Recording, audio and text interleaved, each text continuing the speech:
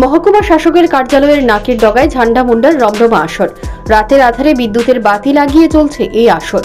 জুয়ার এই আসরে বসে সর্বশান্ত হচ্ছেন এলাকার বেশ কিছু উঠতি বয়সের একাংশ যুবক। এই পরিস্থিতি প্রত্যক্ষ করা গেল খোদ কৃষিমন্ত্রী রতনলাল নাথের নির্বাচনী কেন্দ্র মোহনপুরে।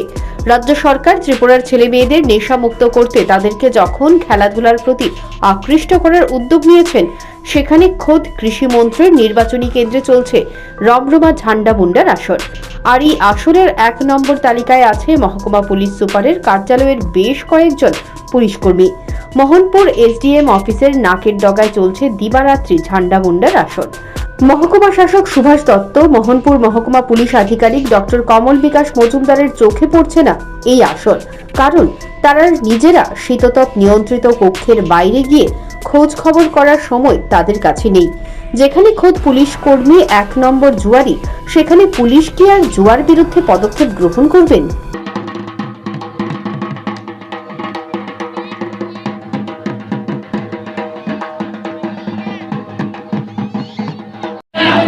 রাজ্যের অন্য স্থানে মেলা বা অন্য কোনো সামাজিক অনুষ্ঠানে জুয়ার আসর বসে, আর মোহনপুরে সারা বছর ধরেই চলছে রমরমা জুয়ার আসর।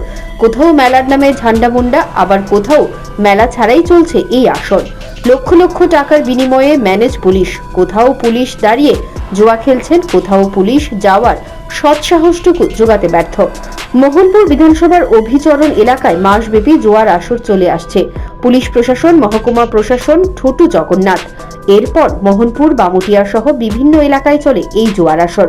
গত প্রায় 7 দিন যাবৎ মোহনপুর এসডিএম অফিসের নাকের ডগায় চলে দিবারাত্রি ঝান্ডা মুন্ডার আসর। তা শেষ হতে না হতেই আবার শুরু মোহনপুর বিধানসভার আমগাছিয়ায় রবিবার থেকে মেলার নামে 2 দিন ব্যাপী জুয়ার আসর। সবই নাকি পুলিশকে ম্যানেজ করেই হচ্ছে।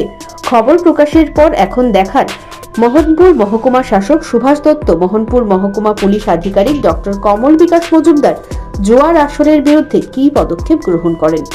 Bureau report, news prime Tripura.